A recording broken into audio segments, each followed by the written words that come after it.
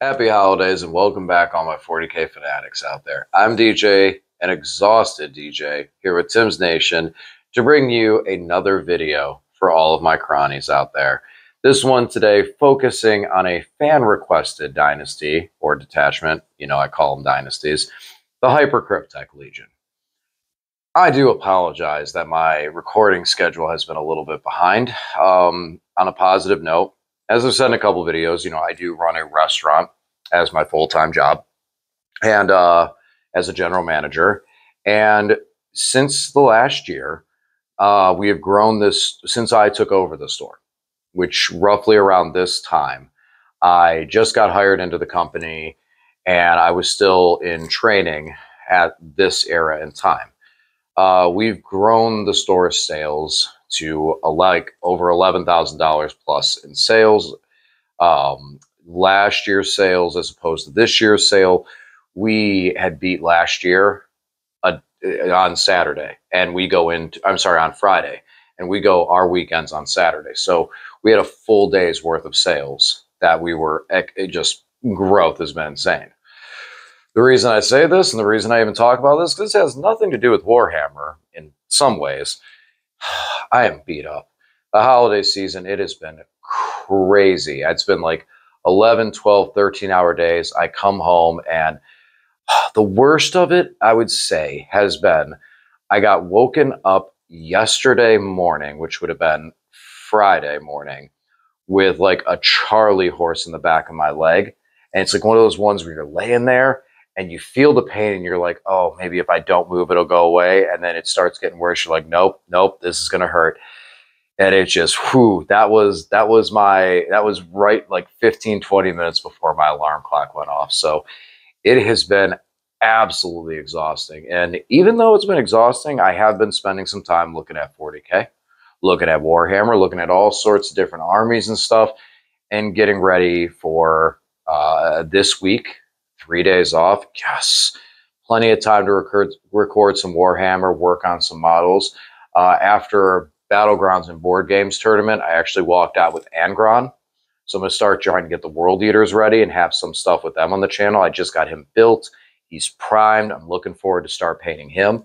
Also part of the prize support from that tournament, I picked up the Adeptus Mechanicus Codex because I love my robots. Next week, I will be actually playing the Cybernetic cohort on the channel. I'm going to be running them with all my Castellan robots just because I want to mess around with them and have some fun and see if there isn't anything there. For those who are looking into it, I do understand that the Cybernetic cohort is probably not going to be very competitive. I feel like the Castellan robots suffer from like some of the other units where they lost a lot of what made them good. And that is the high volume of shots, just the absolute devastating amount of bullets they could put down, with some of their disadvantages being not able to move, being locked in place and stuff like that. And they've changed them up a lot where they still do put out a lot of good shots, but I feel like outside of the Cybernetic cohort, they're not playable. And inside of that detachment, the Cybernetic cohort, they may be still slightly under the bar. A lot of their guns being strength 6, AP1, 1 damage. Granted, they have ignore cover, which helps because a lot of times when we look at AP1 weapons, we go, well, put a unit in cover, it's AP0. So the ignore cover factor could make them pretty decent, or fair at least. But I want to try them, get them on the channel, get them on the table, see how it all plays out, try them out one time, mess with them, and then jump back over into everything that's Necrons. You know, just take that little fresh air breath into it. But I do apologize that my recording schedule has been behind. I've had full intent of come down and starting to record and talk about some of these different things, especially the Hypercrypt Legion. And I just physically, I couldn't make it happen. Physically, I got in, I'd eat dinner, I'd sat down, and I just crashed. Like I could not even get up to move. I knew that there was bags under my eyes, and I'm like, man, this is not how I want to present myself on the channel, nor the information I would like to present in that way. Especially me, I run my store typically from the front of the house. So I'm talking to customers all day, and my voice was shot. You can probably hear it a little bit still too. So it was a rough week. I spent the first couple minutes going into that. So we'll jump away from that. I appreciate, you guys tuning in. As always, please subscribe to the channel, turn on the bell to get notified on all the content that we bring you here on the channel. And today, this is, I have a little bit more energy, definitely feel better. I was able to take a little bit of time, rest a little bit before coming down because I'm dedicated to this channel. And I want to make sure I get something out there and make sure I get out there and talk to you guys and start keeping the conversations going. And the Hypercrypt Legion has been one that I've seen a lot of talk, especially like at stores. Some different, I go to a lot of different gaming stores and talk to people about Necrons and stuff like that, and in a bunch of different chat rooms and groups. And the Hypercrypt Legion is one that's definitely on a lot of people's minds, just because of it's a similar Grey Knight aspect in what they can do. But unlike Grey Knights, we in Necrons have much more damage that we can put out there.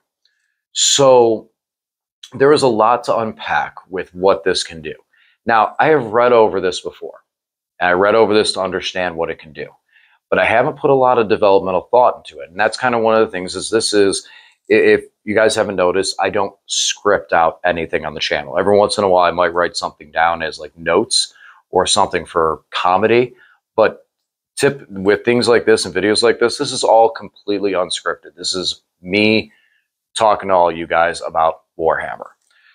And with this one, with the Canoptic Court, I spent a lot more time reading it, researching it, and you're also limiting down to units that Cryptex can join and Canoptic units for that detachment. With the Hypercrypt Legion, we have a lot more open onto it. And instead of spending all the time sitting down going over all of it, that's what we're going to do here. So I'm going to go through all this. We're going to talk about this, chat about this. I'll try and do some of the stuff faster than I did before. We'll discuss some of the possibilities. And then I'm definitely curious to hear some of your guys' ideas and concepts. Like I said, this week I'm going to be playing the Cybernetic cohort. And then I'm going to put together a Necron Hypercrypt Legion. Now, those who are friends and fans of the channel know I am a competitive player. I consider myself a high-level competitive player, as I have many high-level GT finishes, and most tournaments I go to, I'm able to play top tables and playing to win the whole thing for GTs, RTs, in those realms and areas. So, and even though the lists I bring sometimes have something obscure to them, one of the things I love to do is I see things like when we talked about the Cryptech Canoptic Court. As I said, I can see how powerful Catans are. I don't feel like they match my playstyle. And I brought spiders. And one of the things that I heard from a lot of people at Battlegrounds and board games, the people I played against and otherwise, they were surprised, shocked, and impressed with what the spiders can do. So and it's always been kind of my notion is I don't like to say, oh, if you're going to play this army, you have to play this. And that's not a message that I like to even give out there with this.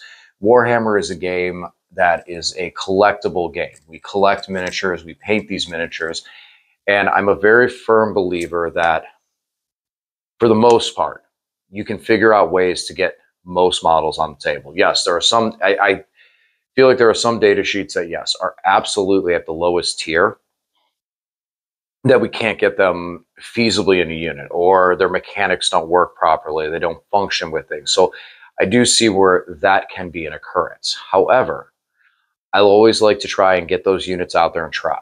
And one of the things that I try and message with this channel is try everything. And some of those units that I try, maybe you don't have the opportunity to. We all have busy work lives and schedules.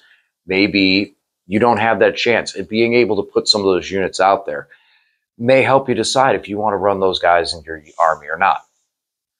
So when I build the Hypercrypt Legion, there may be some stuff that I try and do that might be a little obscure, might be a little outside of the normal. Good thing is, I really feel like nobody has dialed in the Hypercrypt Legion yet. The Canoptic Court has been doing very well. So, I kind of got to take it with a grain of salt that, yes, I did go 3-0 at an RTT, but right now out the gate, The Canoptic Court is brand new, so not a lot of people are prepared to have answers for it, which I think can catch people off guard with some of the durability, like with Wraiths. And I feel like the Hypercrypt Legion may take more finesse. It may take more time in developing this. So with that being said, we're 10 minutes into the video. Let's talk about the detachment itself. So this year I also went 4-0-1 early in the edition with Grey Knights at a GT. And that GT I did run into Eldar. This is all pre-nerfs. And one of the reasons I was successful with them was after playing a game against my buddy Josh. I ran all these Catans against him. And this was the first time that I was exposed to the secondary cards. And while playing that game, the first thing that I immediately thought was, I want to play my Grey Knights. Grey Knights having a special place in my heart. I know all my cronies out there hate to hear it, but you can see Grey Knights were an army that got me through a tough time, where I was literally basically on the brink of homelessness. My best friend's father let me stay at his place and sleep in the basement.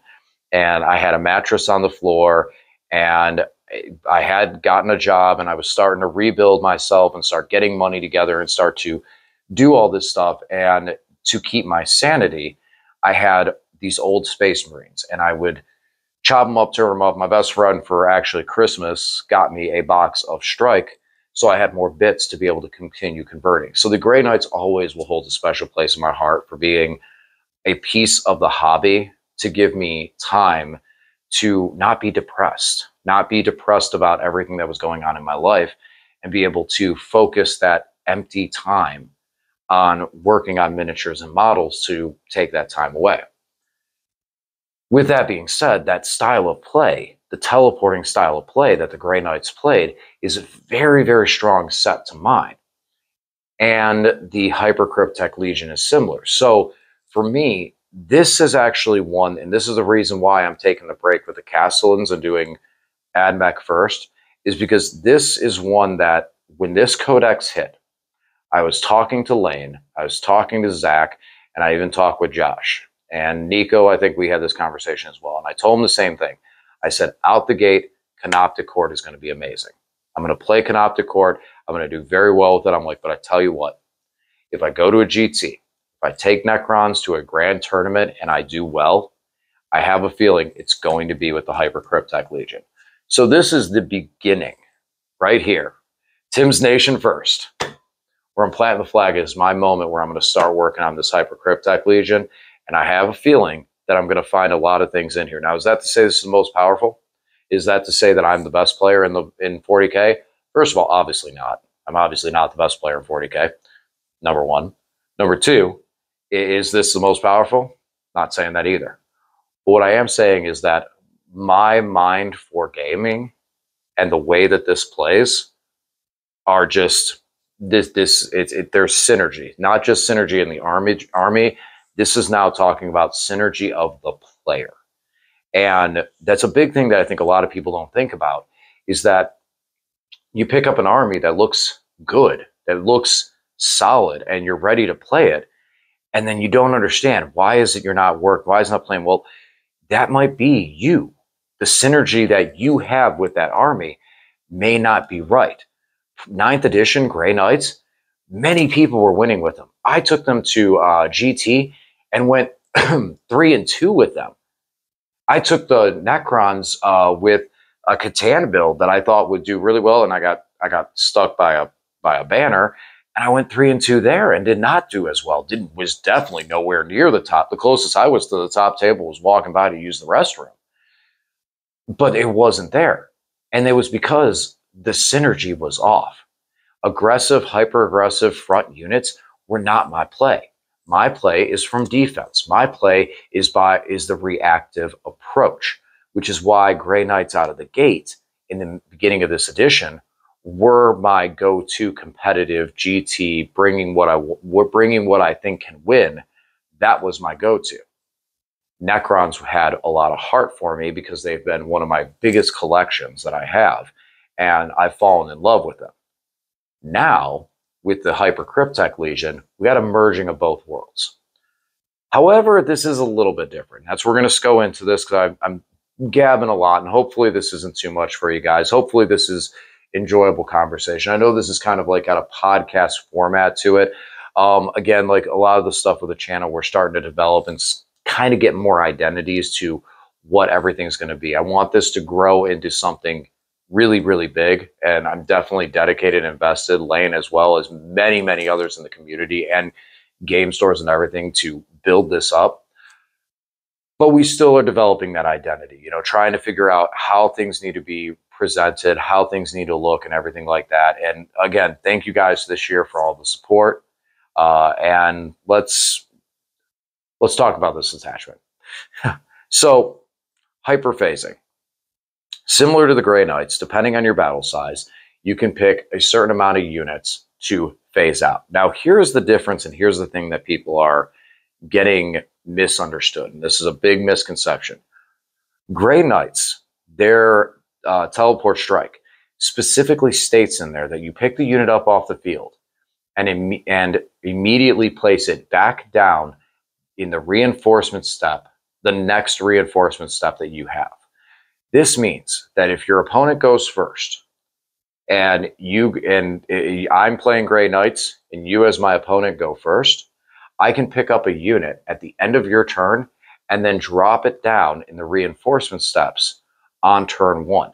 But that's because of the verbiage of the Grey Knight teleport strike rule, which I do like that because Grey Knights, you know, that is a very Grey Knight thing. So they should have that bit of boost to it. Necrons, on the other hand, it specifically says, once you made your selections, remove those units from the battlefield and place them into strategic reserve. Now, everything I've looked through, and this is one thing I did spend a lot of time this week to check everything. I went through everything. I went through reserves. I went through setting up in reserves. I went through everything. From every piece of rule and wording I can. If you as my opponent go first and I pick up a squad of Necron warriors,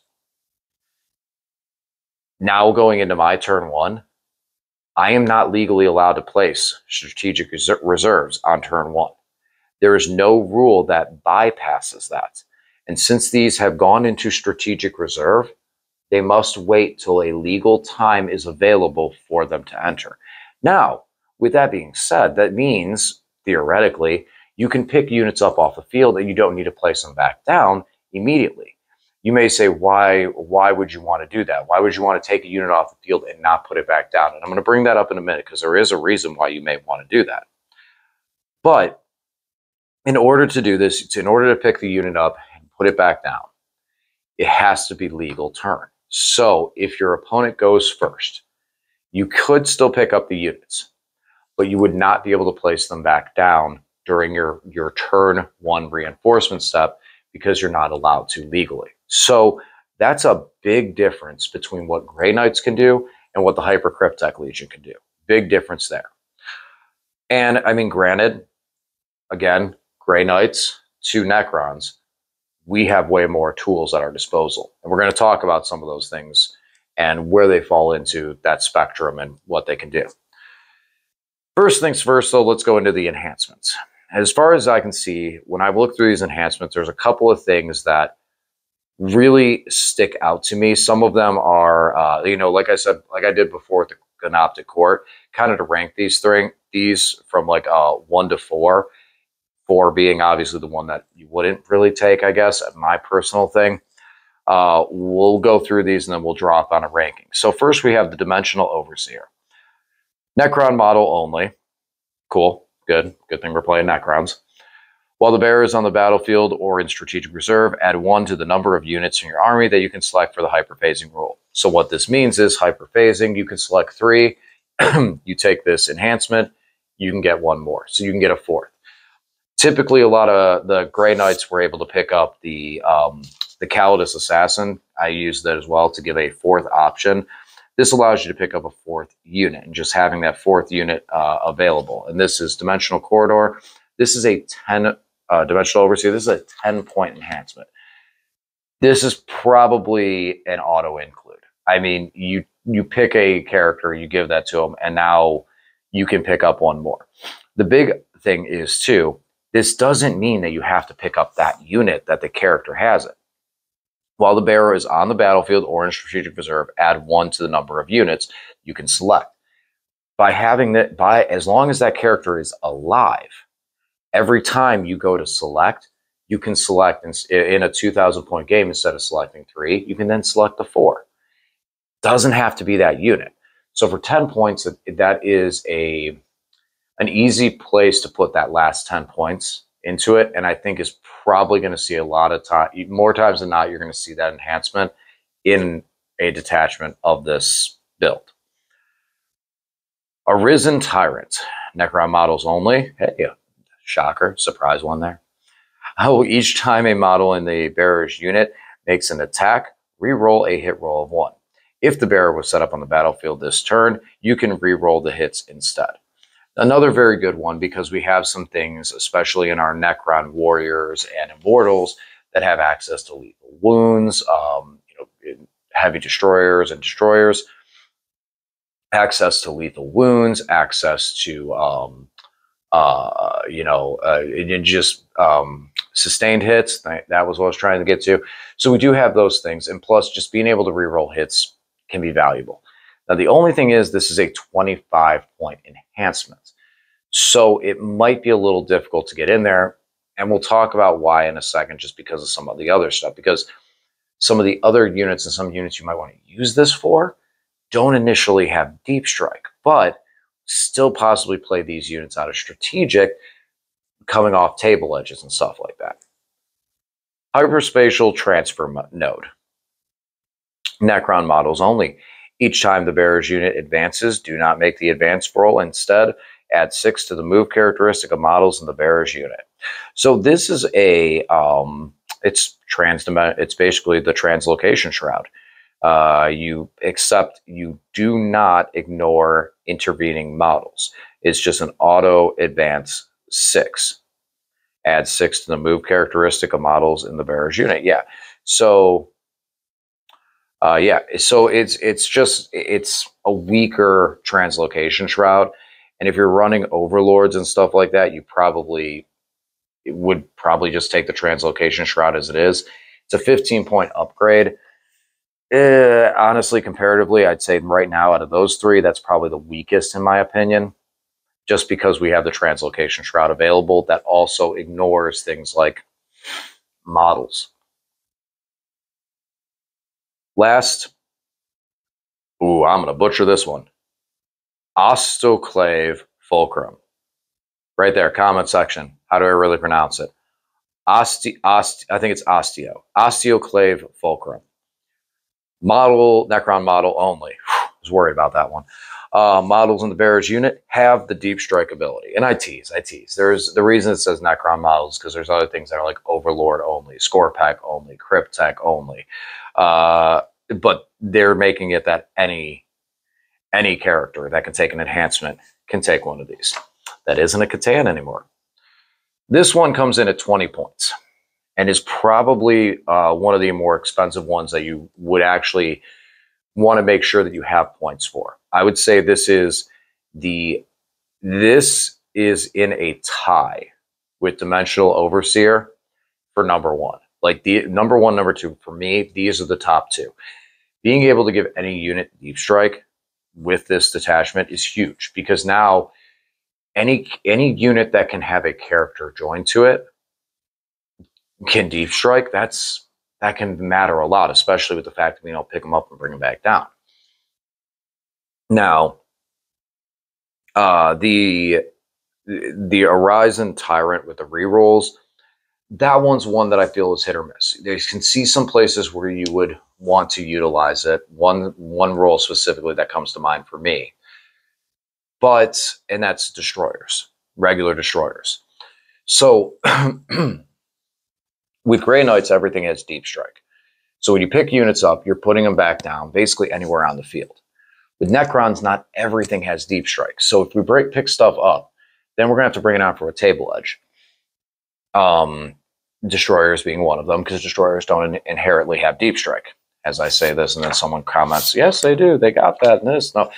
But since the destroyers don't have deep strike, This means they're coming out from a table edge. However, we still have the range guns. And being able to, first of all, you look at a 5-up lethal on the gauze blasters, and then you, because of the, like, a Locust Lord leading them, because you'd have to have the Locust Lord leading them because you can't take the enhancement otherwise.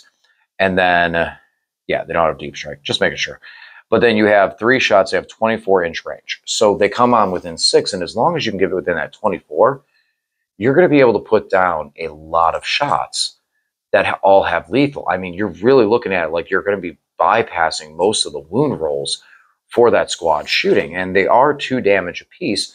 So there is a lot of firepower that can be brought out of those guys for relatively cheap. On top of that, we also have the heavies with sustained. I mean, there's a lot of shots going to be put out of those for a smaller squad. So I really feel like the Destroyer column, Locust, and Heavy could really utilize this full reroll to be able to bring a unit on and just pummel something. And not only pummel something, but pummel something from a corner or from afar, where you're able to hit a unit with a wall in front of you, remove that unit, and in some scenarios, that would mean this unit's out of the game. But because of the type of detachment we're playing, we can be very, very surgical and precise on where we're hitting and when we're hitting to remove these things and then play the game in later and aggressively, where we may not have as strong of a combat push per se, but now sheer weight of dice can allow us to play late and win the game. Keeping in mind that we can still keep in the game with our stratagems and being able to play the secondary game in a way that's, it's like almost like you're playing poker with everyone's hands revealed. So you know if you need to hit, you need to fold, everything, like almost, okay, not even poker, playing blackjack, knowing what the dealer has at all times. So you know whether you should hit, know whether you shouldn't, because you're able to pick these units up. You pick these 3 units or 4 with that up, you pick them up and you have them. Then you draw your cards. When you draw your cards, then that's when you go and do stuff, excuse me. But that's when, then you go and do stuff. That's when you put it down and are able to actively keep really strong secondary play. Some of the primary missions, you really can just hold 2 objectives and keep with it. And I feel like this army will be able to do that, to just hold 2 objectives, push those points, keep them, be surgical, and then bam, hit the late turn 4, turn 5 for max primaries to max out the scoreboard. All right, let's go over and talk about the stratagems. So, first things first, we have 2 that are 2 command points, stratagems. From the looks of it, looking at it real quick, we have 0 battle tactics. So there is no stratagems for this detachment that are not generic that we can zero out with a Overlord ability. So 2 important things to keep in mind. So command points that we have in this list are going to be the command points we have in this list. That might at the end give some talk to Emotech, but we'll go with it. The other big thing is that this detachment really plays on having a monolith. And that's one thing that I'm kind of mulling over right now, and I'm looking at a couple of lists, is while this detachment feels very synergized with a monolith, I'm also wondering if maybe there might, is it necessary? Do you have to take the monolith? Is it required? Is it going to make everything run? Or what about all the other units in infantry? So I'm kind of messing around back and forth. We'll roll the dice and see where it ends up coming up. It could be a monolith. It could be not. It could be 3. No, probably not. But I'm kind of back and forth on the monolith play because, yes, there's a lot of stratagem support. But as just said, there's not a lot of way to reduce the stratagem. So we need the command points. So then it looks into, okay, well, I want a strong secondary game off of what this can do. So I'm not going to have really any cards to discard. So do I run Emotech? So now, in order to run the monolith and have the command points, and I'm taking Emotech, which now you're tacking 100-point tax on the monolith for taking Emotech. And that's one of the things that's kind of going through my mind right now with it. And since Emotech can't take any enhancements, he's kind of filling that role where a character can take an enhancement in a unit, and he's not really giving that much to the Dynasty and the Detachment as it is right now.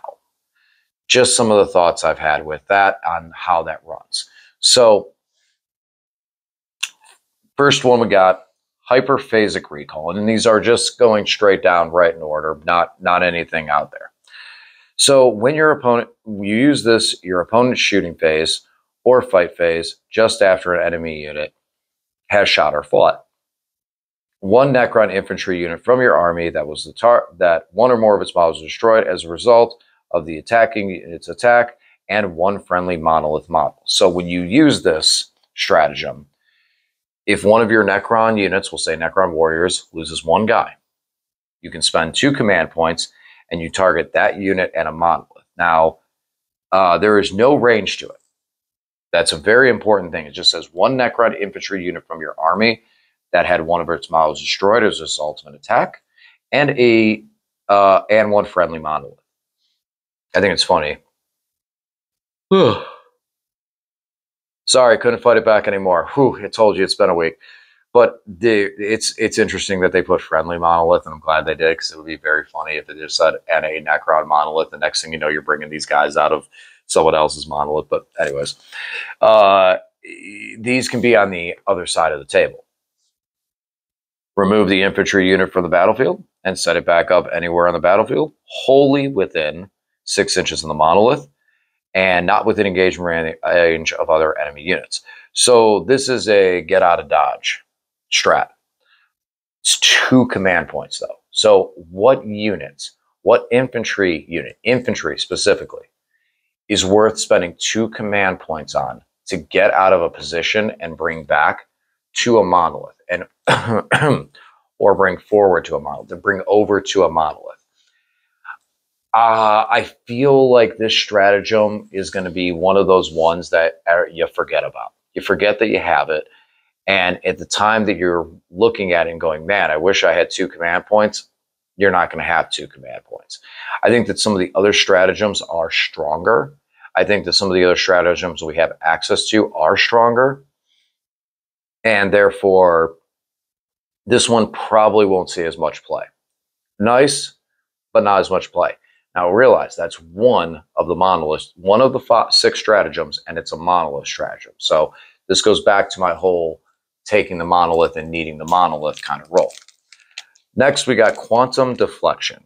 And this is a 1 command point one that you use in the shooting phase or fight phase just after an enemy unit selected its target. And then 1 Necron vehicle unit from your army that was selected as a target of one or more of those attacking units. It gains a 4-up invulnerable save. So, a vehicle get a 4-up invuln. That sounds awesome. Until we start going down the math of it. Canoptic Doomstalker, 4-up invuln.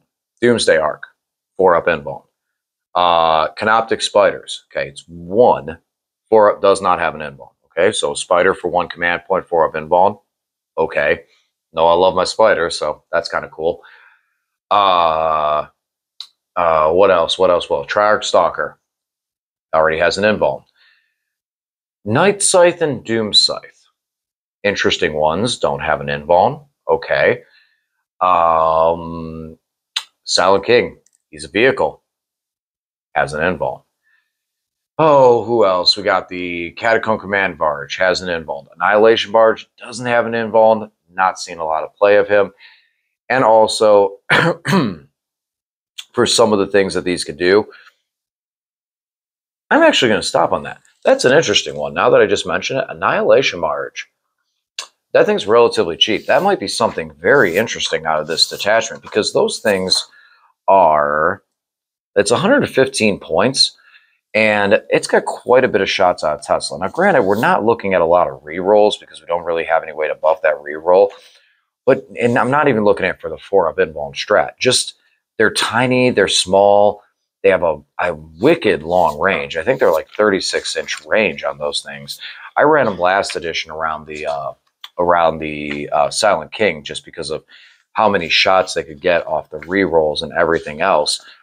But we're looking at 6 shots, strength 8, AP 0, 2 damage. The 2 damage is not too bad. Sustain 2, twin links, so the rerolling wounds. Okay, that's cool. 36-inch range. I might look at them. Don't be surprised if you see them in a list. That might be interesting just because, again, what we're talking about with the destroyers and being able to come on a weak flank, that's something these guys can do as well, too, and just come out there. And they have a 10-inch move, toughness 8, 4-up invuln. Hey, okay, I was wrong. They have a 4-up invuln, so you don't even use this on them. 9 wounds, OC3 for 115 points. That might actually not be that bad of a weapon in a unit to use, especially out of this detachment to be able to bring them on from corners. More on them. That might be a possibility. But back to quantum deflection. Really, this strat is basically there for one model and one model only, the monolith. Now, giving a monolith a 4-up invuln is huge. I know someone out there is going, but what about the obelisk? Yes, what about the obelisk? Poor obelisk. At last edition, I remember there was a couple of times that we were looking at it because there was a few lists that were running like triple obelisk and monoliths, and it was meme but strong. Actually was able to do work, especially into the Dark Angels beta, where Dark Angels had all these defensive purposes except against the bucket of dice that they were throwing. But realistically, this is for protecting the monolith. I like it. I like it a lot for the fact that, once again, it protects the monolith. So that if we're going to put this in, the monolith is an iconic unit for Necrons. From 3rd edition on, once the monolith came into the game, it has been one of the most iconic units for our army. And it just hasn't ever had enough support to really be playable. Like, you could run it, you could play it, you could have fun with it, but at a competitive level, if you saw one at a tournament, most of the time it was not going to perform very well, and it was cool looking, but didn't perform really well. The 4-up invuln makes it, this detachment and that 4-up invuln are a huge buff to a very iconic unit. So I like the fact that going forward in this detachment more, the support, like the way that they fixed the monolith, was not to make it overpowered. The way they fix it is to give it a decent data sheet and then have a detachment that really supports it. I hope that doesn't happen for a lot of armies. Like, that's not like a thing that like a cop out for detachments to just like, oh, we're just going to focus on this one model to sell this one model for a lot of armies. But there's a couple of them that I definitely feel like that could be good for it. Death Guard, Thousand Suns, and World Eaters have a Primarch that really, you have that Primarch's detachment that focuses on. Dark Angels, another one. So I do feel like, okay, there's some stuff with that to have a little more focus on that is good. I just hope that it doesn't go too spiral. Now, and when we've seen with some of the other ones like Space Marines and Tyranids as well as AdMech, that was not the case. AdMech does have the, again, the cybernetic cohort that really does focus on the Castellan robots, but it also focuses on vehicles, and that's something we'll see more into it as well. And it doesn't directly call out them in that role. So the robots entirely in that role. So, and it actually didn't really fix them that much either. But hopefully it's not too linear and focused on that. Almost like in like a Yu-Gi-Oh! Exodia deck type feel, where it's like, okay, this is your win con, and now you have to build everything around your win con. And I don't feel like that's 100% the monolith. I'm just really hope that's not the direction that we go to sell models. This, I think, was very good. This, I think, was a lot of thought was put into, and this, I definitely feel like has a lot of strength for the monolith. 4-up invuln, that's huge for that big beastly model. I mean, Imperial Knights start at a 5 and have to spend a command point to get to the 4. Now our monolith can as well. Reanimation crypts. Your command phase. your command phase. So when your turn, your Necron Warlord, for each Necron's unit in reserve, that the reserve's unit's reanimation protocol activates. So for each of your Necron units in reserve. So this is kind of weird because you target your Warlord. So in a way, basically, you cannot, the reason that it does that, I gotta break down this a little bit here, because there's some things that might be confusing to newer players on why some of this is worded the way it is. So first of all, the game does say that abilities function while you're in reserve. You can still use abilities on units that are in reserve. The reanimation protocols changed. The reanimation protocols in the Codex now are not allowed to be used on units in strategic reserve. So this is the only detachment that can reanimate in strategic reserve. And as you see with every other detachment, has a specific way that it's able to trigger out of sequence reanimations. This is their triggered out of sequence reanimation, is to be able to do this in the command phase still for the units that are in strategic. Now, when you use this strat, you can reanimate for all of your units in reserve. So the question is, well, why does it target the Warlord? And here's why. If your Warlord's dead, you cannot use this strat. That's what this is about. So in order to be, so the only real critical pivotal thing for this is your Warlord needs to still be alive. So this is one strat that actually the Warlord is kind of important for, to make sure you're able to do this. On another note, this would be another reason why you would want to potentially, a unit that you picked up and put in strategic and didn't bring back, this could be a reason why. If you're trying to rebuild that unit, you could get multiple reanimations off of it, like say a squad of Necron warriors. If you needed a second turn, if you know, oh, I put these guys back out, they're dead, well, I'll keep them in strategic and get another reanimation turn. Granted, that's going to cost you 2 command points. You're basically going to cost you turns command point right there on the spot. But if you're prepared for it and it can work, that could be a possible tactic that you use based around with the strat. But again, reanimation, you can't use in a strategic reserve unless you're doing this strat anymore. That was a big change. On the next one, and that's another 1 command point. And here, another 1 command point strat. Cosmic Precision. You use this in your movement phase.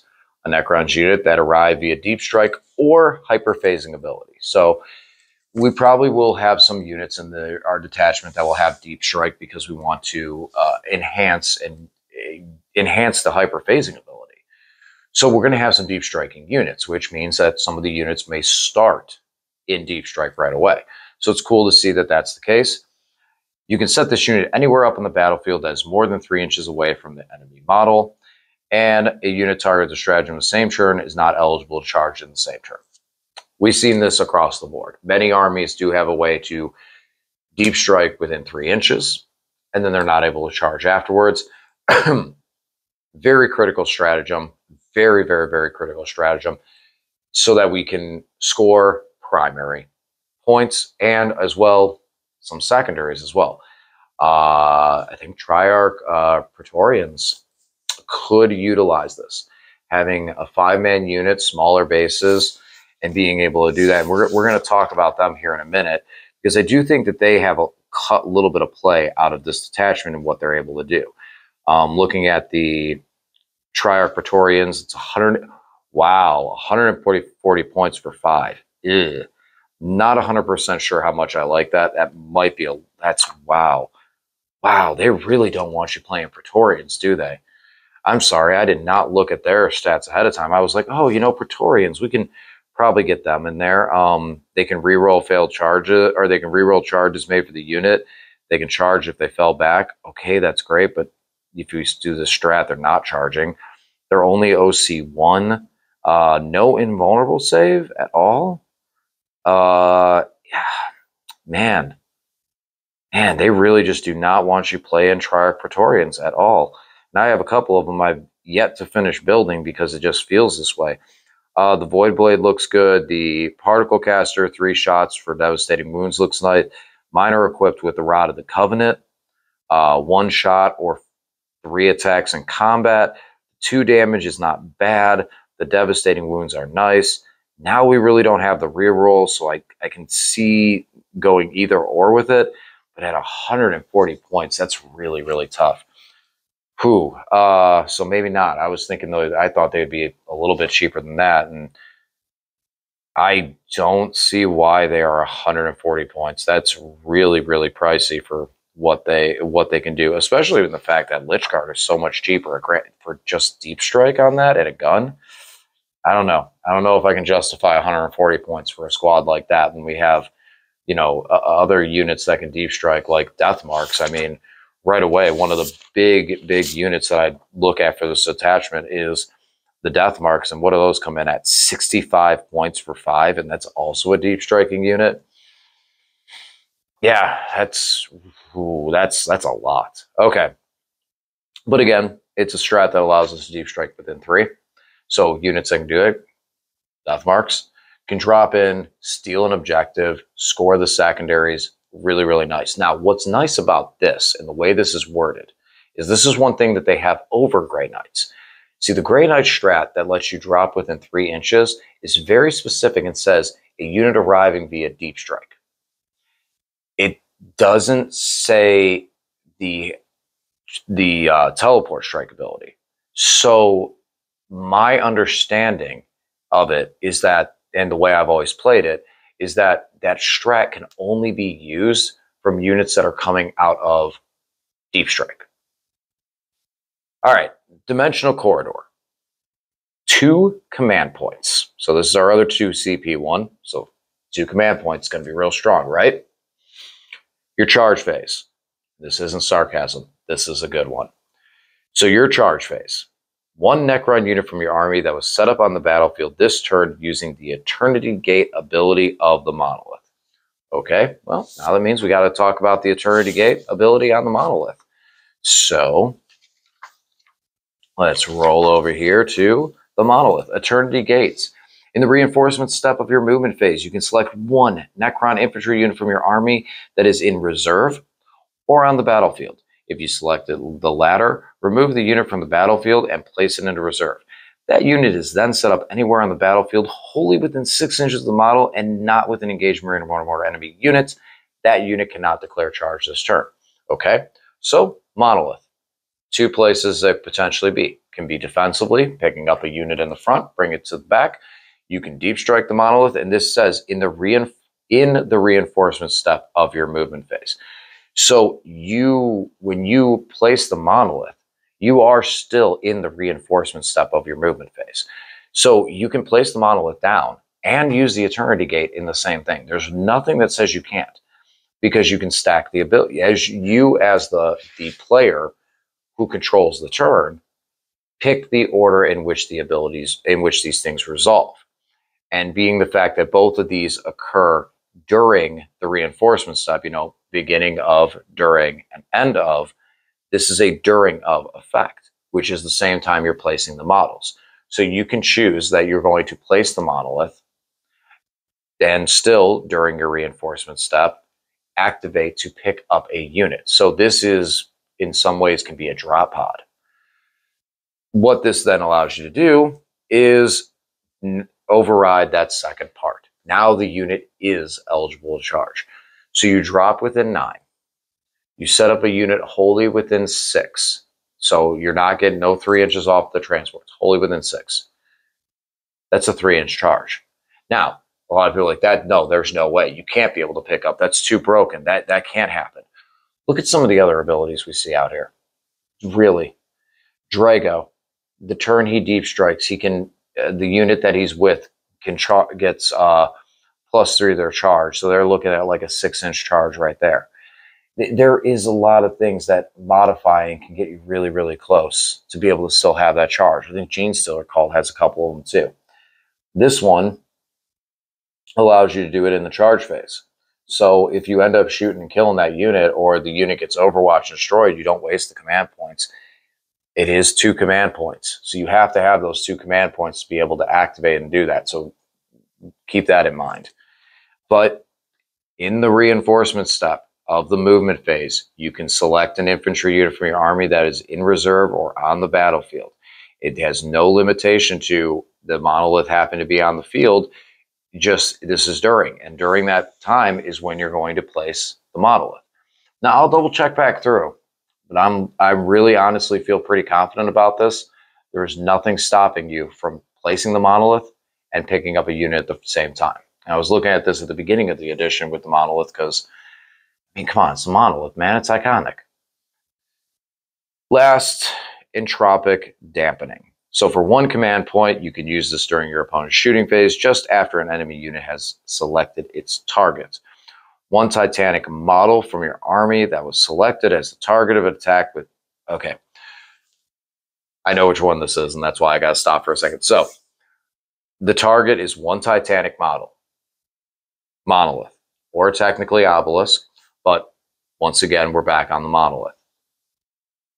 That is from your army that was selected as a target of 1 of the attacking unit's attacks and is within 18 inches of the attacking unit.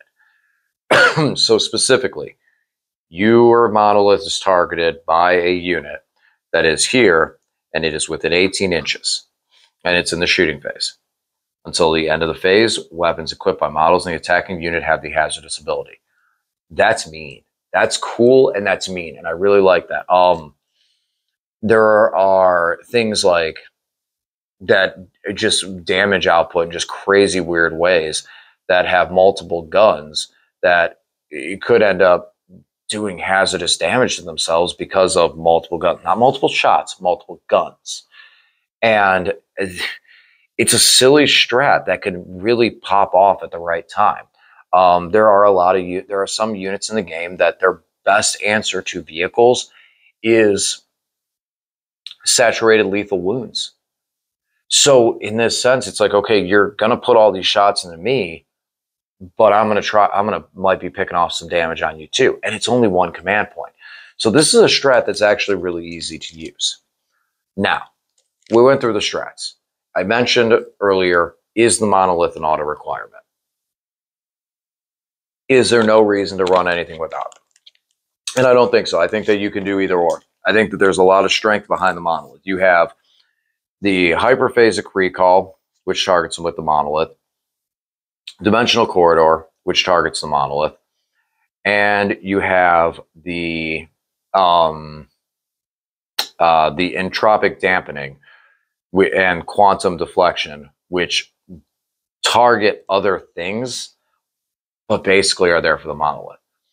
So 4 out of your 6 strats are monolith specific. The cosmic presence for the cosmic precision for the 3 inches away can work for anything with that in deep strike or hypercrypt hyperphasing. And the reanimation crypts is obviously meant more for the other units. But again, monolith could benefit from being in strategic. So if you don't take a monolith, you are limiting down for the strats. 2 of those strats cost 2 command points. So those are going to be difficult to utilize a lot because of how little command points we have, and kind of run you into an area where you may want to bring in Emotech to be able to guarantee that extra command point for things like this in the Hypercrypt tech. On top of it, when we talk about cosmic precision, you're spending 1 command point. I mean, you could if you had 3 command points, you could spend 1 command point to bring the monolith down within 3 inches. Spend the other 2 command points to then pull a unit through and be within 6 inches and then charge with that unit. Now, the critical thing with this is the monolith can only pull, check before I say this out loud, the monolith can only pull through Necron infantry units. Okay, so what infantry units do we have? Necron warriors, garbage in combat. Immortals, not strong in combat. I'm going to give them a higher rank than garbage because they have a higher, better profile for it. Lich Guard, come back to them. Blade ones, come back to them. And Scorpex, come back to them, especially them. So now when we look at this, we look at those choices of units. That's it. Realistically, I'm thinking of Ophidians, I think, are infantry too. But mostly that's realistically are things that have the infantry keyword. There's probably, death marks. Yes, death marks are infantry. Trash in combat. I mean, they're snipers. They're not supposed to be. But when you look at that now, we go through, okay, so what would you charge with? So Scorpex have an inherently higher movement characteristic. Scorpex are coming in still relatively cheap, but the Lich Guard also got cheaper too, mostly because of the fact that they lost the Technomancers. None of the Cryptechs are able to join them, so the only thing you'd be taking is an Overlord. And in a lot of scenarios, the Overlord, the Transdimensional Shroud, they can advance, but they can't charge. Okay, so regular Overlord, just to give them the noble buff for their defense. That's realistically about it. In my mindset and what I was originally looking at, that's kind of probably somewhere I would look to put Emotech. This way, the unit is protecting Emotech and still able to crash and do damage, as for example with the spears. Now, Lich Guard, now with the new codex, those guys come in at, why am I missing them? Lich Guard, 95 points for 5. So significantly cheaper than our Praetorians. And 95 points for 5, 190 points. So just under 200 points for a 10-man. The Scorpex, and that's 10-man, is going to be 20 wounds. 20 wounds. They're they're slower because they're not, Scorpex are going to be faster. And the Scorpex destroyers, we're looking at 120 points for 3, 240 points for 6. So you're getting 18 wounds. I'm slowing down. Hold on. 3, 6, 9. Yep, 9. So you get 18 wounds out of the Scorpex destroyers with nothing really to help you on defense, or 20 wounds on the Lich Guard. Okay, so Lich Guard probably have the better pound for pound in the points in this. And then on top of it, we do still have, let's go over to them real quick. With the Spear, the War Scythe, you got devastating wounds, which honestly is pretty cool on them. I got to tell you, there's a couple times that my Overlord having a devastating wound kick is really nice. Go, oh, that's 6. You're not getting a save against that, so take your damage. Hitting on 3, strength 8, AP 3, 2 damage. Now, we don't have the +1 to hit from anything because, we're not an Awakened Dynasty. So we're looking at that 3s to hit. Strength 8, AP 3, 2 damage. While there's Noble leading the unit, if they attack by a strength characteristic greater than the toughness characteristic of the unit, so if you shoot them or hit them with anything that's strength 6 or above, they're -1 to wound to it. A little bit better defense. The Hyper Phase Sword, while it only does 1 damage, it is 3 attacks and does give you a 4-up invuln. So it's tough to say because the 2 attacks with the spears, they're devastating wounds, are higher strength. It's kind of nice. I mean, there might be a home to take one of both in this, honestly, especially because of the fact of how a monolith is able to run.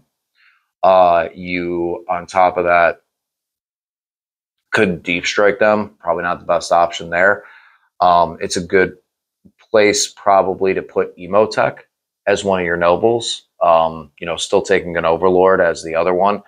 Probably go with a Translocation Shroud, honestly. I know that it's like, okay, but you can't advance and charge. Yes, but it's the auto advance 6 and being able to just move through, and he's literally the same amount of points. I'd probably still take the Translocation Shroud on him.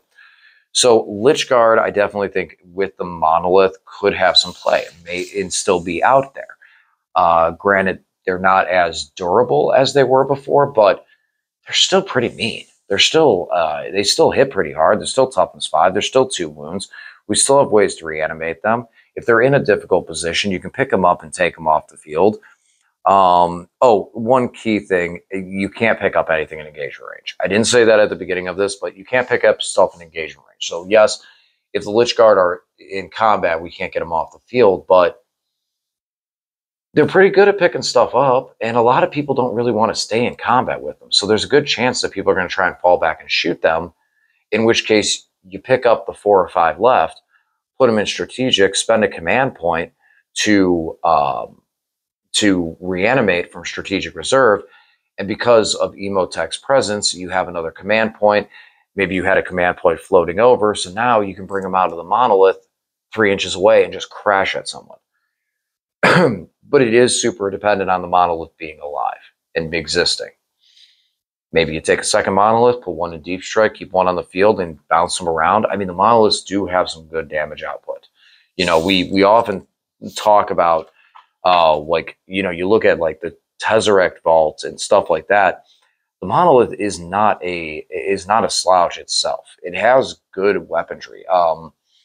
You know, the particle whip is 3d6 shots with blast. It's got devastating wounds, strength 8, AP1 for 2 damage.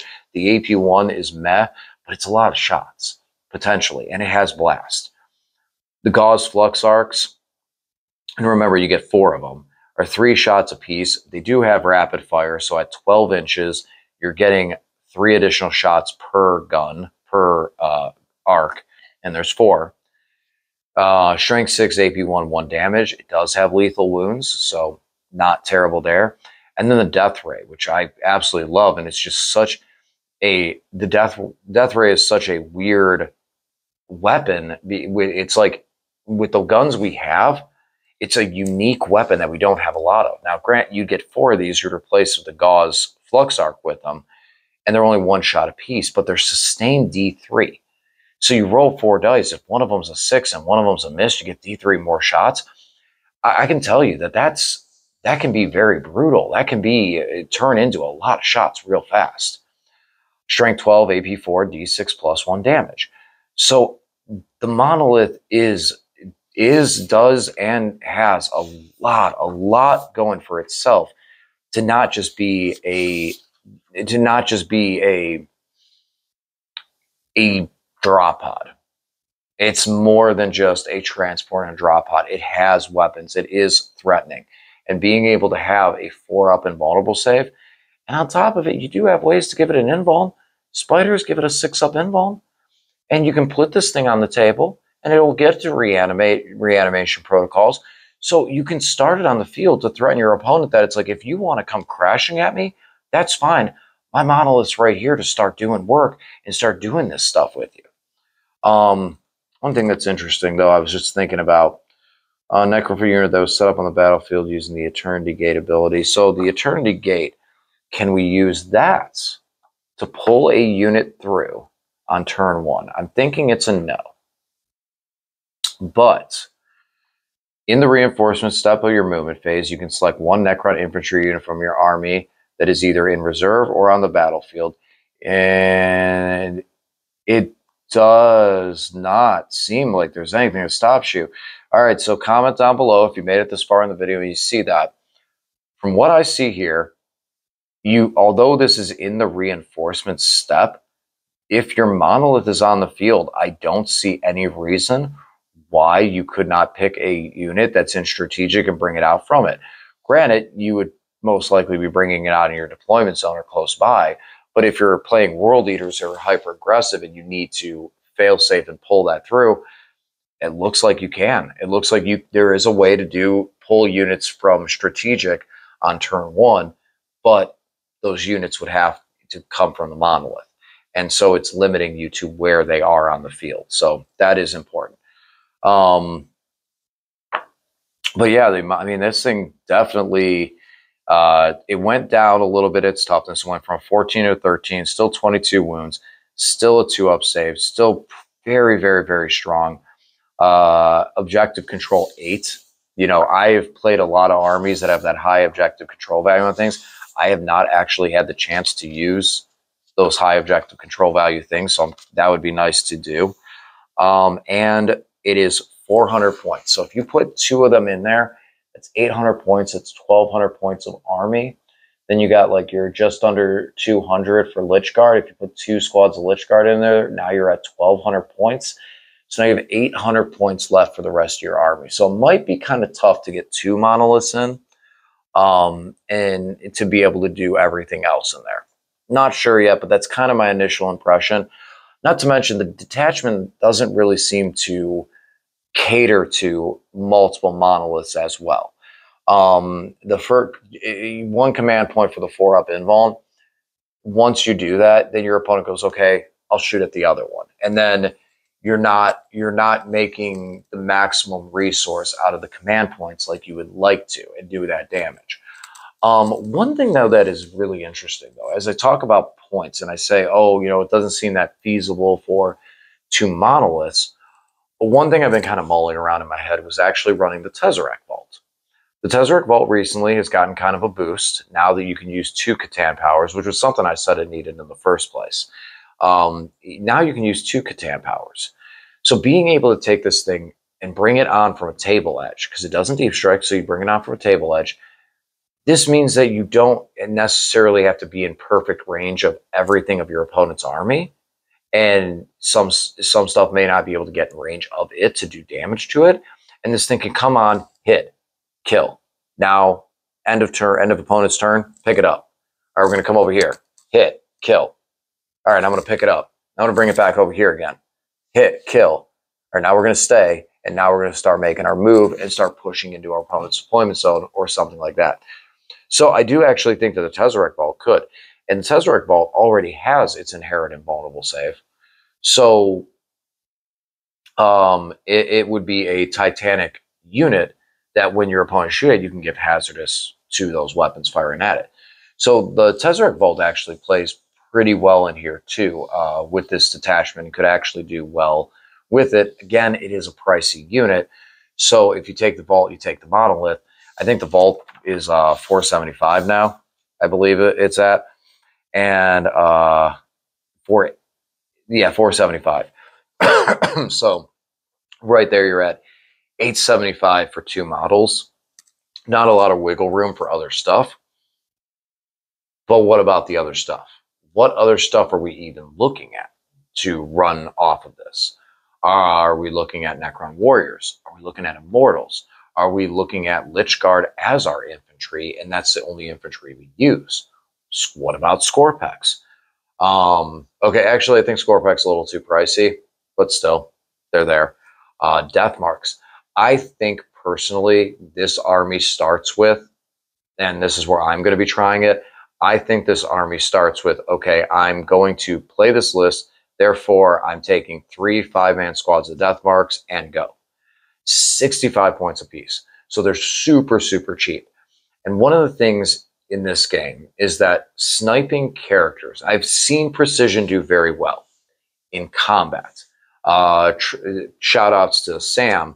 They almost made it happen where he went after my Technomancer and went into precision mode to try to take out my Technomancer. Now in combat, I see it efficiently. I definitely see where some of those units that are able to dial over and do the damage can take out the character. It's shooting where it seems like it struggles. We have units like the Vindicare Assassin. Vindicare Assassin could theoretically pick up a character. Does he ever? No. Why?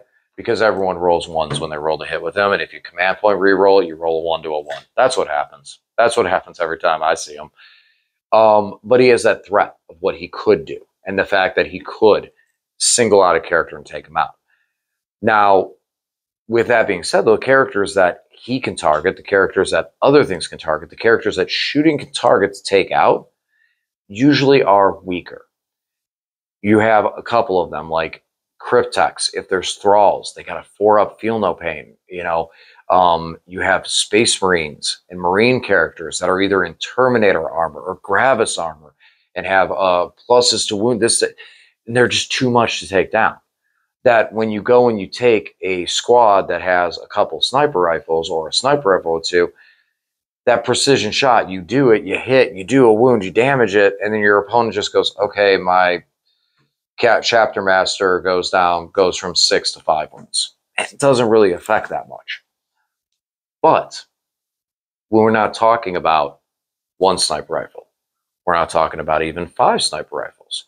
We're talking about 15 sniper rifles, 3 5-man squads that also have the second role of playing the mission, being able to land in score secondaries, being able to pick up and deep strike multiple times and continue shooting and continue doing this. And on top of it, did Death Marks get anything else fancy? I don't know.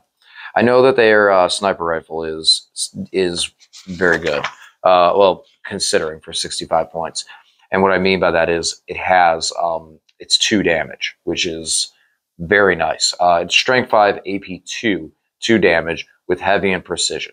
So these guys hit on 3s, but if they're sitting still, which don't see it very much out of this Dynasty, I feel like they're up, down most of the game. So mostly hit on 3s, but if they do, hitting on 2s, 36-inch range. And then once per turn in the reinforcement step for your opponent's movement phase, when an enemy unit is set up on the battlefield from reserves within 18 inches of visible to this unit, you can shoot as if it was your shooting phase, but must only target that enemy unit when doing so, and can only do so if that enemy unit is an eligible target. Basically, it's a free Overwatch that is better than an Overwatch because, number one, you get to shoot at the unit once per turn in the reinforcement. So each of these units can shoot. It's not just one unit gets to shoot. It's all of them get to shoot at individual targets. So anyone that sets up and they go, all right, I'm going to put this unit down here, you can go, okay, well, I'm going to shoot all 3 of them into it. You know, it's just the unit itself can only do that once per turn. So it's 1 shot apiece, but it's 2 damage, and they are set up within range. So anywhere within 36 inches. So that's a tough cookie to crack. Deep strike as well in these guys, you know. 2 attacks in close combat. All right. They're going to punch and just bounce off most things. Now, I also mentioned flayed ones. Flayed ones are infantry. They can only be taken in 10-man squad, up to 10 mans. But they have 4 attacks apiece, okay? And they are sustained 1, twin linked. So re-rolling failed wounds, not too bad. Each time a model in this unit makes a melee attack, if the target unit is below half strength, a successful hit roll is a critical hit. So now anything that hits is going to be sustained. So these guys, if you can get onto a unit that is below half strength, they will and can finish it and just clean it and clear it off the field. So that's okay.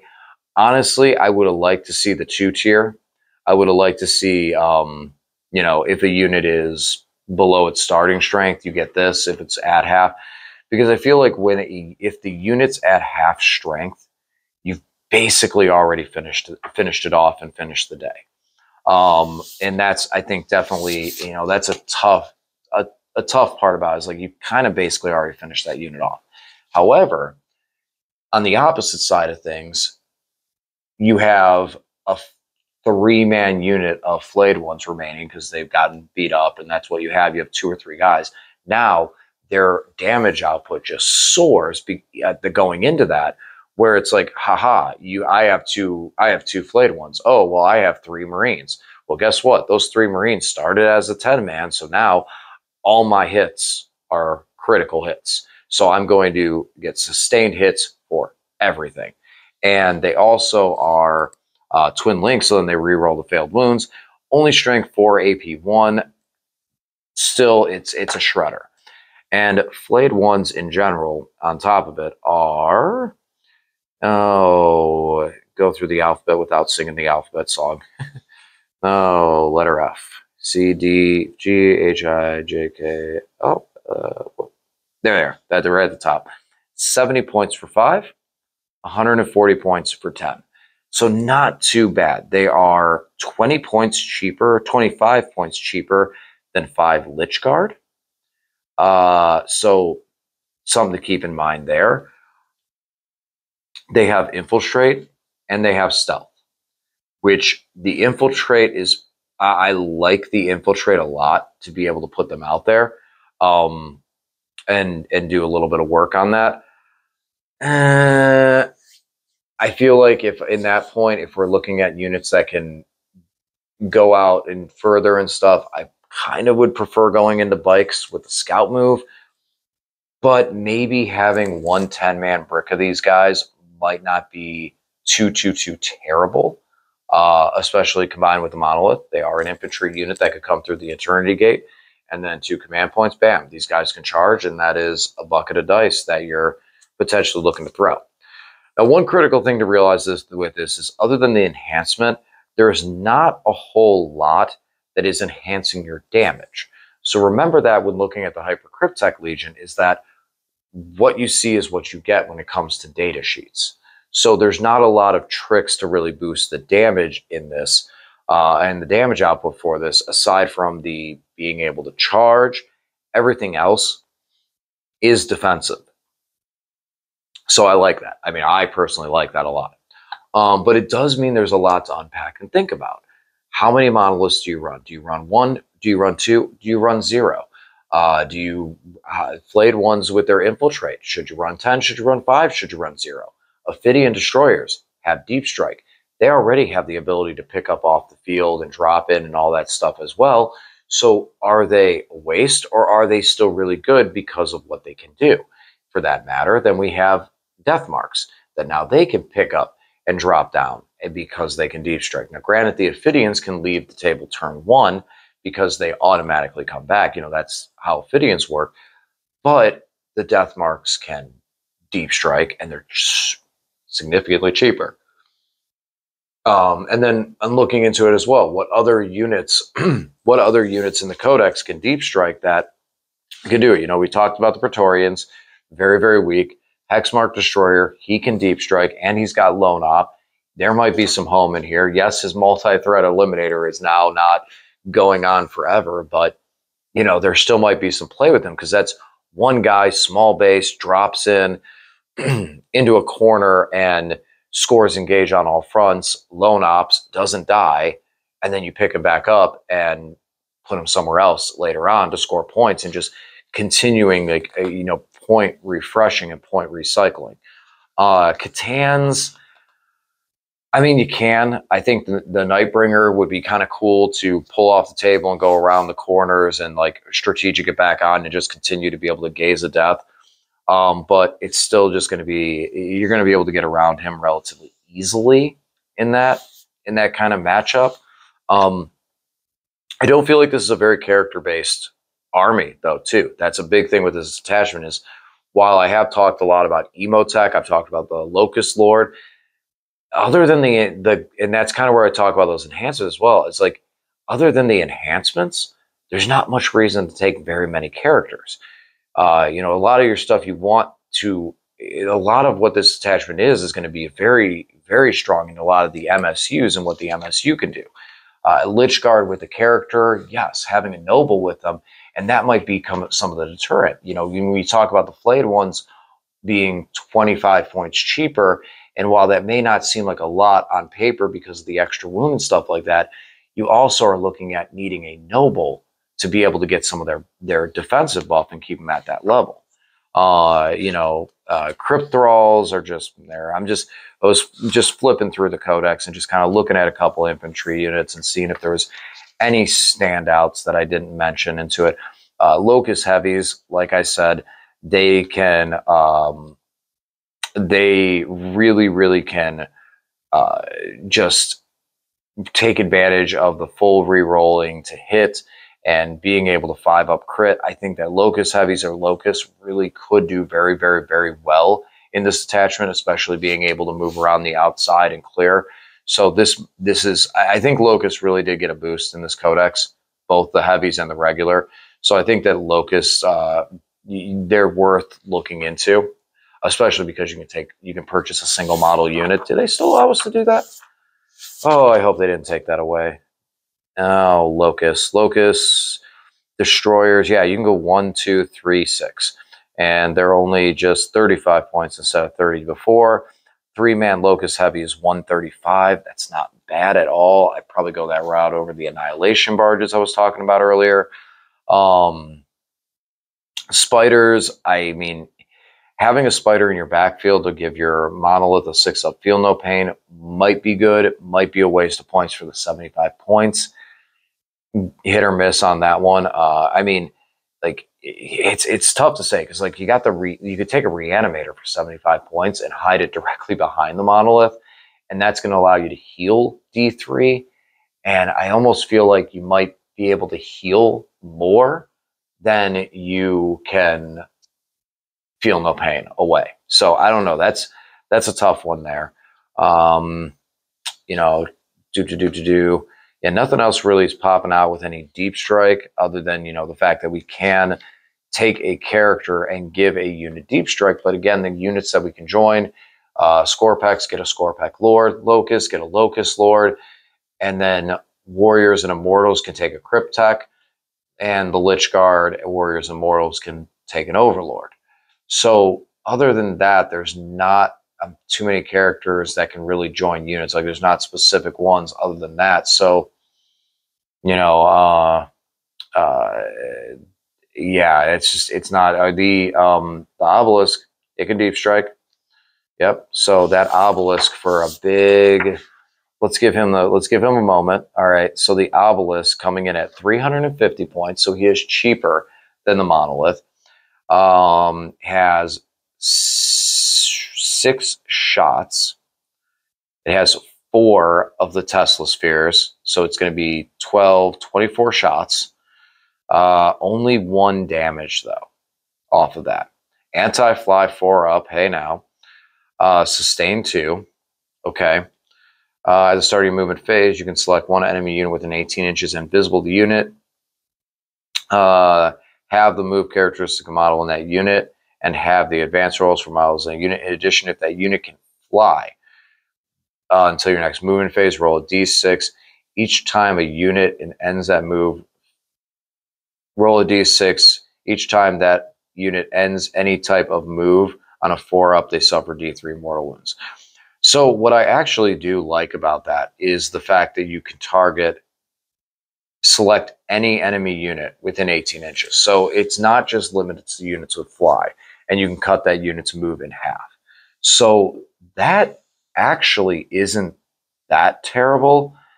I think what really hurts is that they fixed that, but then you made its guns 1 damage. Toughness 13, 24 wounds, 2-up save, no invuln, so it would also be a target for that strat.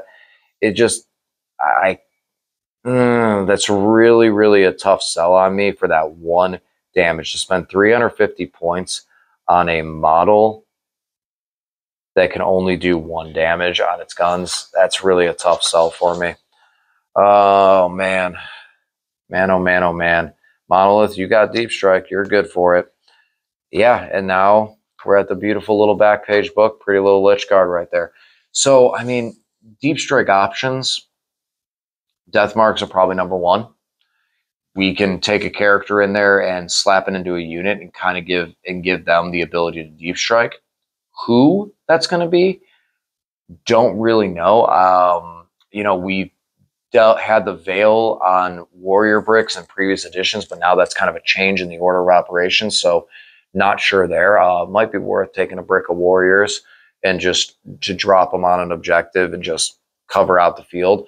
On top of the fact of, like, combinations with the Monolith and Chronomancer.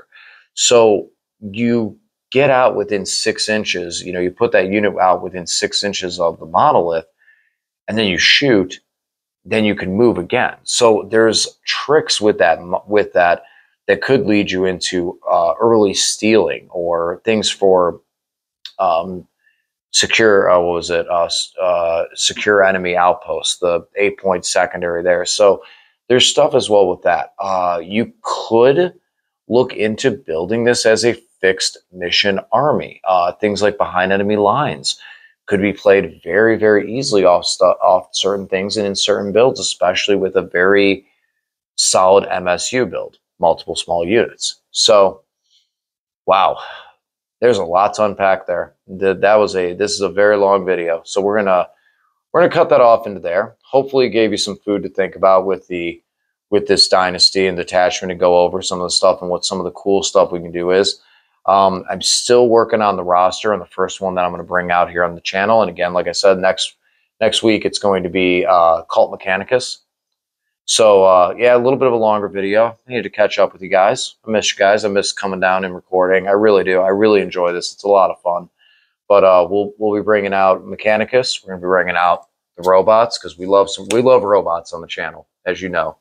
So yeah, Castling Robot, Cybernetic Cohort, and then it's going to be on to translocating with the Hypercrypt Legion. All right, guys, hope you really enjoyed this video. Lengthy one, I know. I do apologize. I try, but I love talking. And again, talk to you again soon. Have a happy holidays, everyone.